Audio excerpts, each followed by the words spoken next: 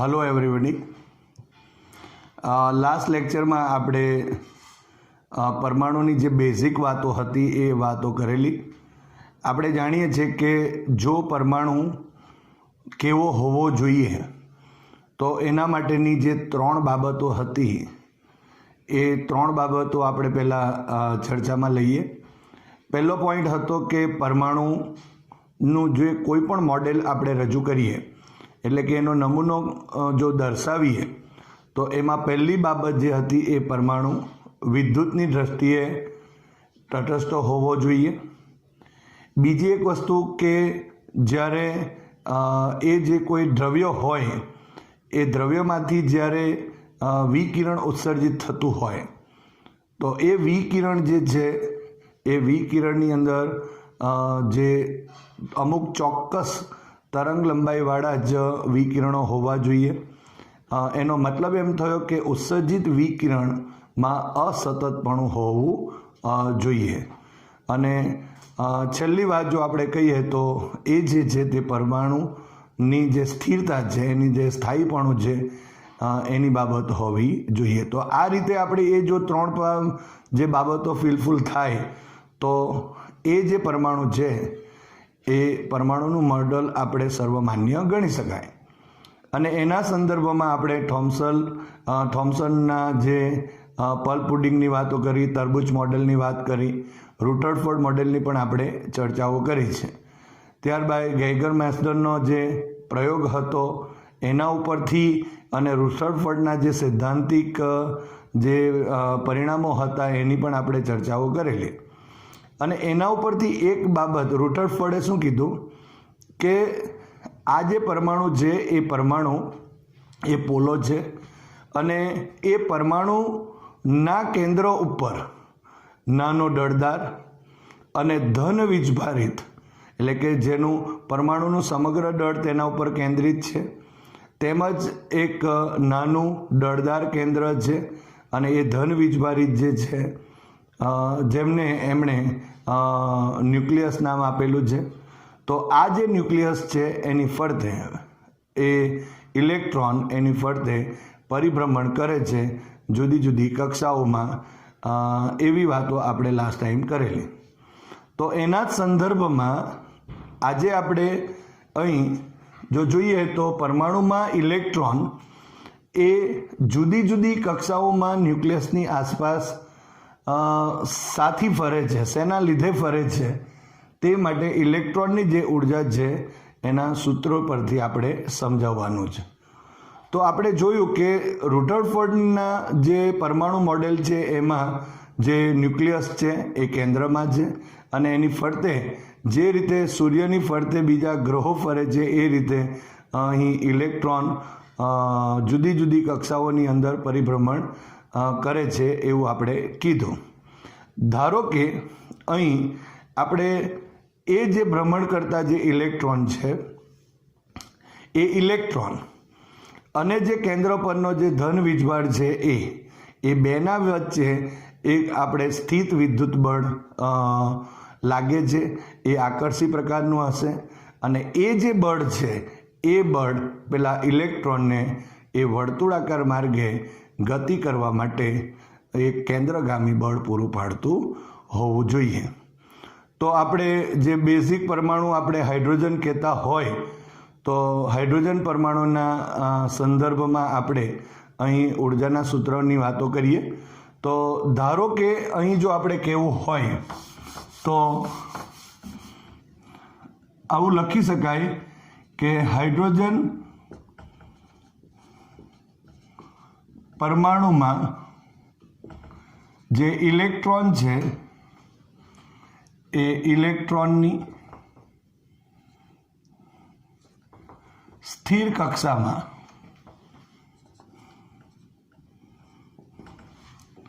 गति माटे जरूरी केंद्रगामी बळ ए इलेक्ट्रॉन अने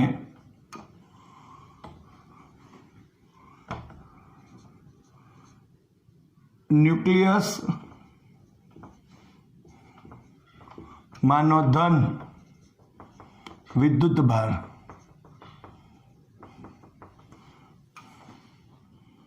વચ્ચે લાગતું આકર્ષી સ્થિત વિદ્યુત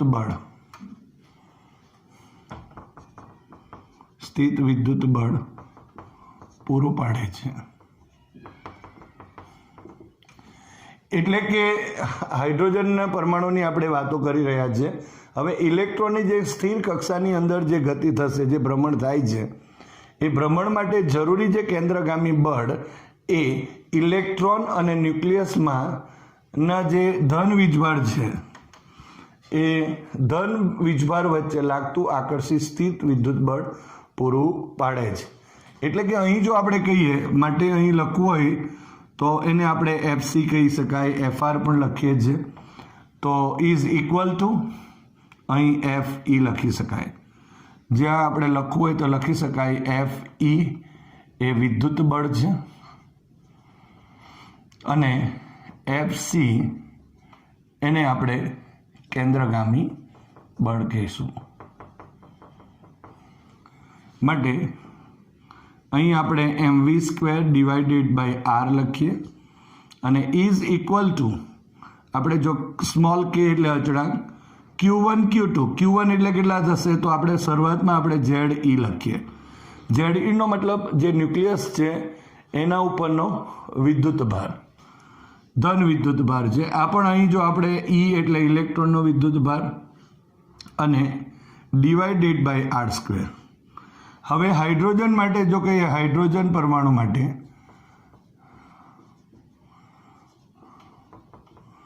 Z ઇઝ ઇક્વલ ટુ 1 લેતા અહીં શું મળી જશે આપણને mv² divided by r is equal to કેની પણ કિંમત લખી દો 1/4πε0 અને અહીં z ઇઝ ઇક્વલ ટુ 1 લખી દીધું એટલે અહીં E² અને ડિવાઇડેડ બાય r² થશે. આ એક r અહીંથી કેન્સલ આઉટ થયો માટે અહીં મળશે mv² ઇઝ ઇક્વલ ટુ 1/4πε0 અને E² ડિવાઇડેડ બાય r થશે. તો આ એક સમીકરણ જે મળે છે એને આપણે 1 નંબર આપી દઈએ આ રીતે.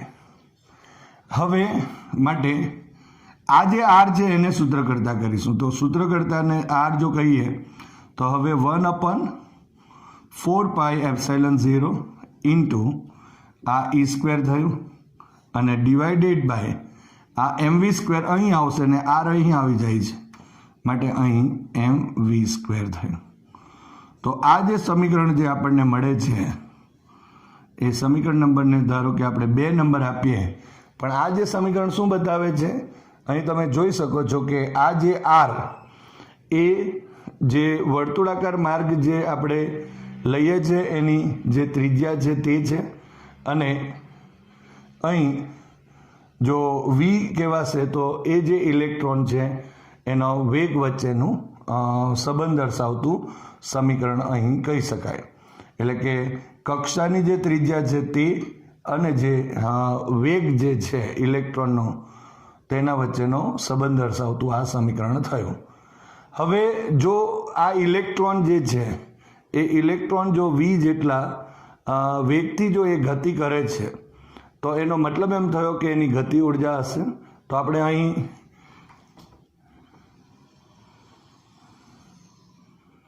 લખી દઈએ કે હાઇડ્રોજન પરમાણુમાં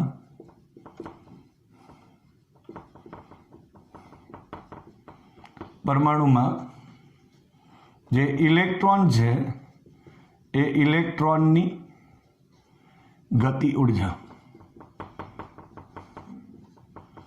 એના માટે આપણે કેપિટલ K લખીશું અને 1/2 mv².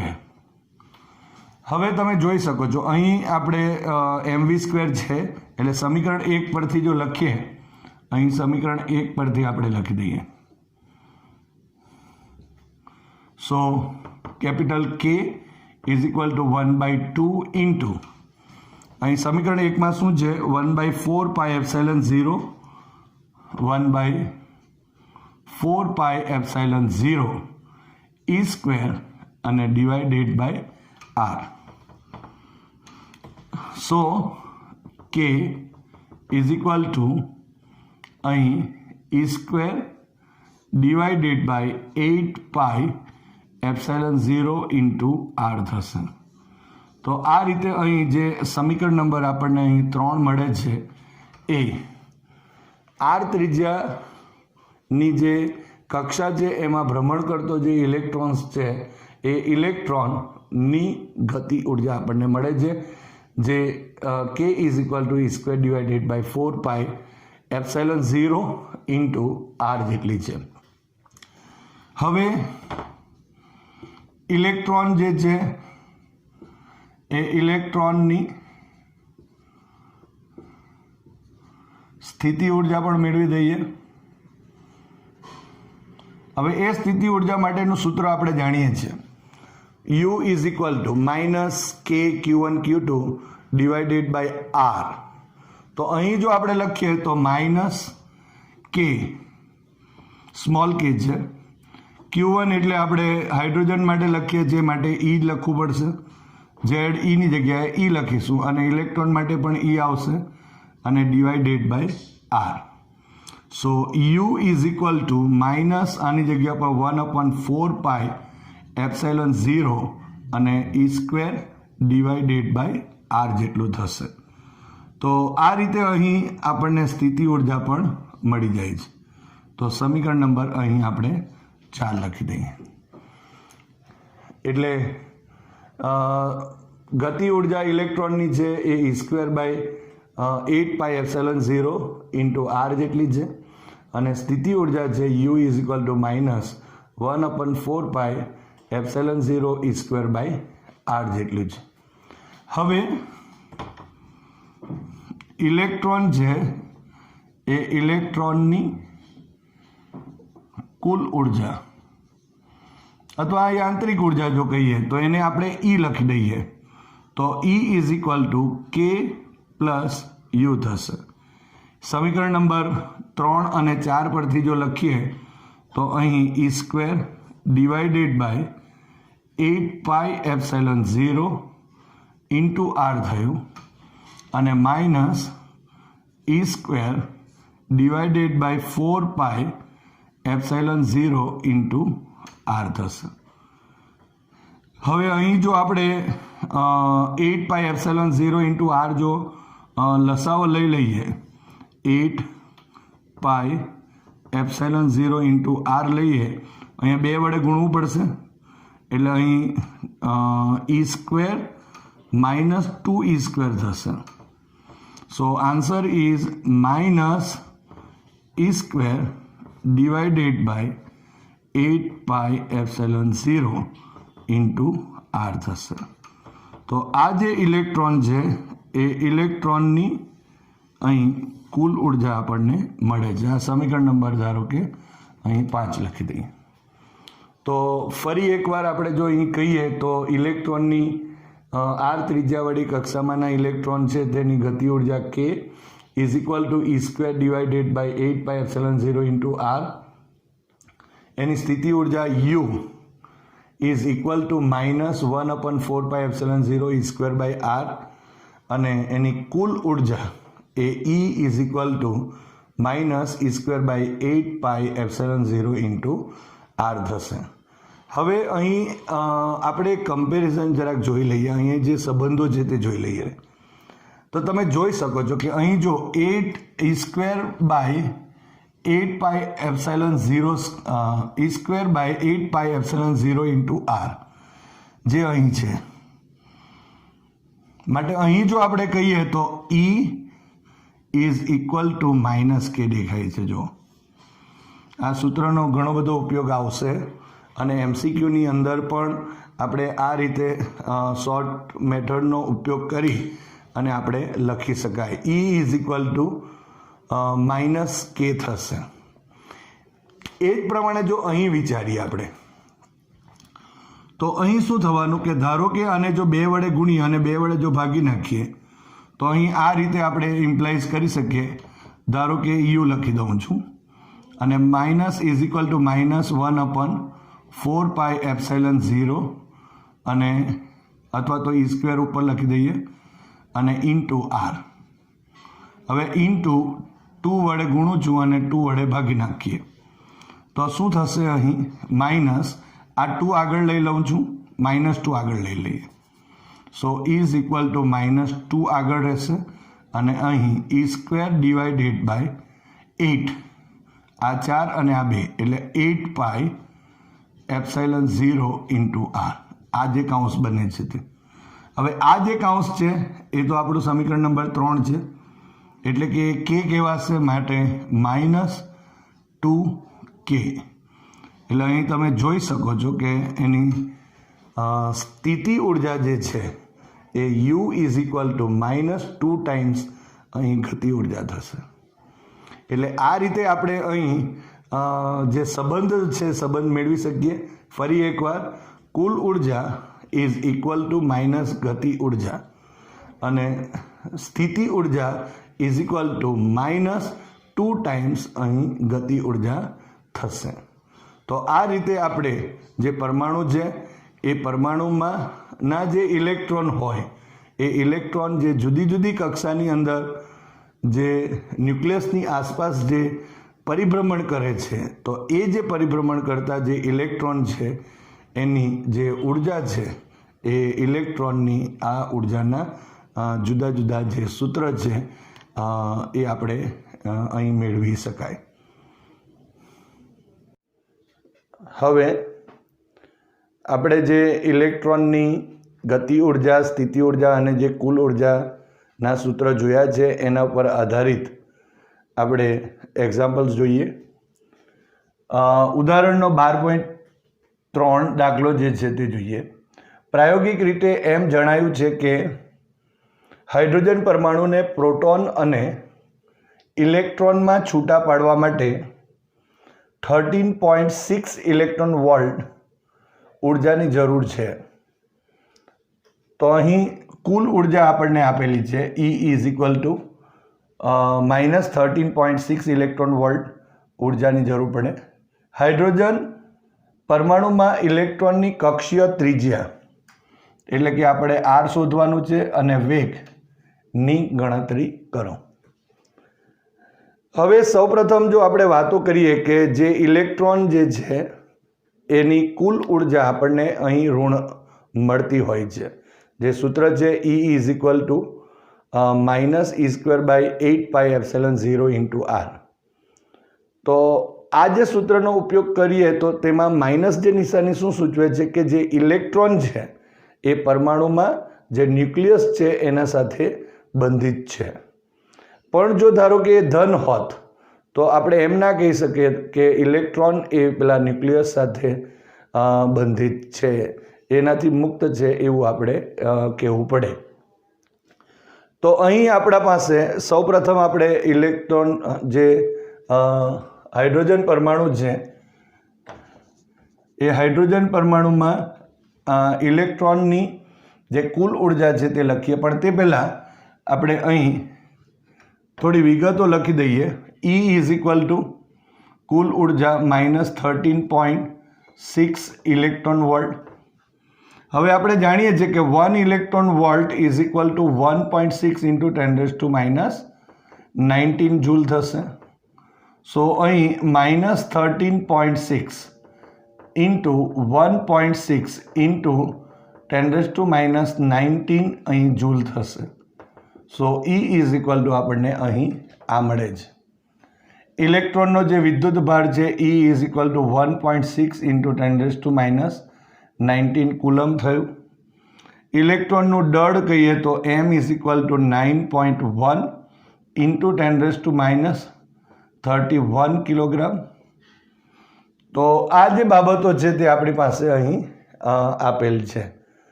હવે અહીં આપણે લખીએ જે હાઇડ્રોજન પરમાણુમાં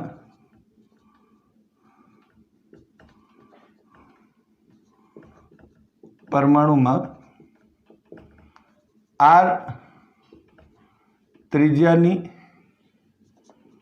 કક્ષામાંના ઇલેક્ટ્રોનની કુલ ઉર્જા E ઇઝ ઇક્વલ ટુ અહીં -E² divided by 8πε0 into R. હવે બીજી પણ એક વાત અહીં લખી શકાય કે આપણે 1/4πε0 ઇઝ ઇક્વલ ટુ આપણે કે લખી શકીએ is equal to 9 into 10⁹ newton metre square પર કુલમ સ્ક્વેર થશે. તો અહીં જો લખવું હોય તો ઇઝ ઇક્વલ ટુ -1/2 લખી દો. 1/4πε0 પહેલાં લખીએ ચાલો ઇન્ટુ અહીં E² અને ડિવાઇડેડ બાય 2. આ 8 છે, અહીં 4 અને 2 એટલે 8 થયા πε0 અને અહીં r થશે. પરંતુ આની જગ્યા પર 1/4πε0 જે ε0 છે એની જગ્યા પર તો k લખાશે. સો અહીં -k E² divided by twice r થયું. So E is equal to માટે આરને સૂત્ર કરી દે કારણ કે આપણે ઇલેક્ટ્રોનની કક્ષીય ત્રિજ્યા જોઈએ છે. તો આ જ ઇલેક્ટ્રોનની કક્ષીય ત્રિજ્યા થઈ. r ઇઝ ઇક્વલ ટુ અહીં -k into E² divided by 2. આ r અહીંયા ગયો, E અહીંયા લખી દઈએ. હવે કિંમત એડ કરી દઈએ તો -9 ઇન્ટુ 10⁹ ઇન્ટુ 1.6 ઇન્ટુ 10⁻⁹ કુલમ એનો વર્ગ થયો.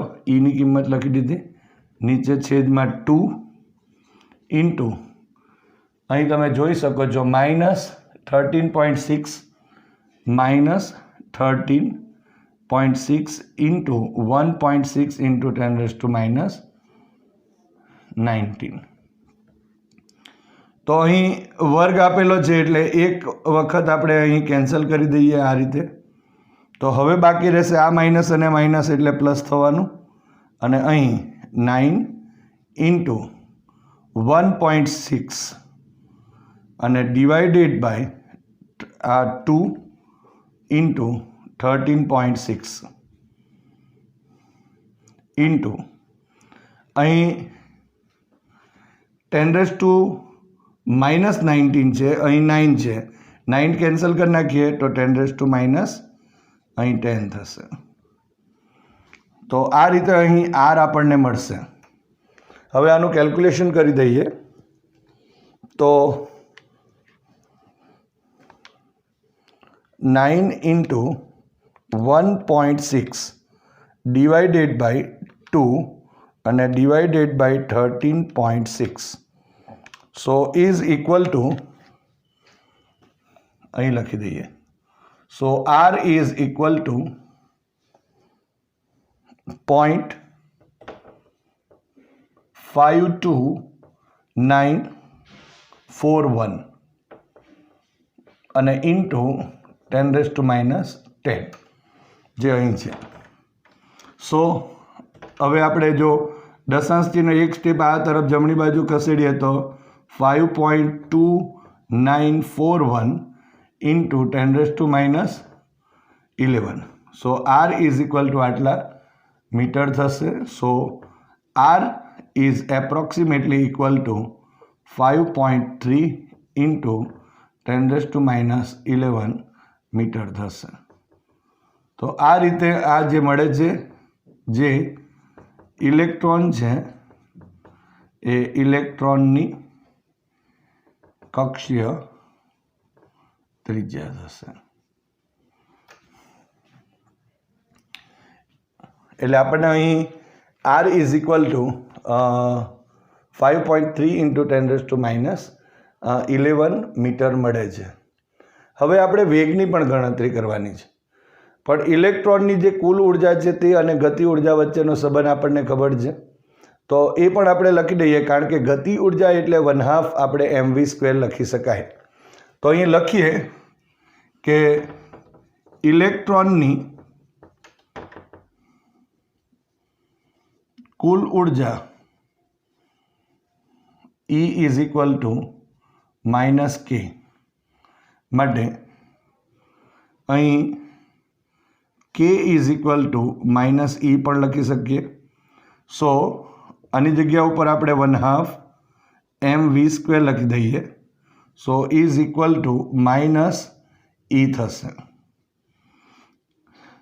સો v² ઇઝ ઇક્વલ ટુ અહીં માઇનસ 2E અને ડિવાઇડેડ બાય m થયું.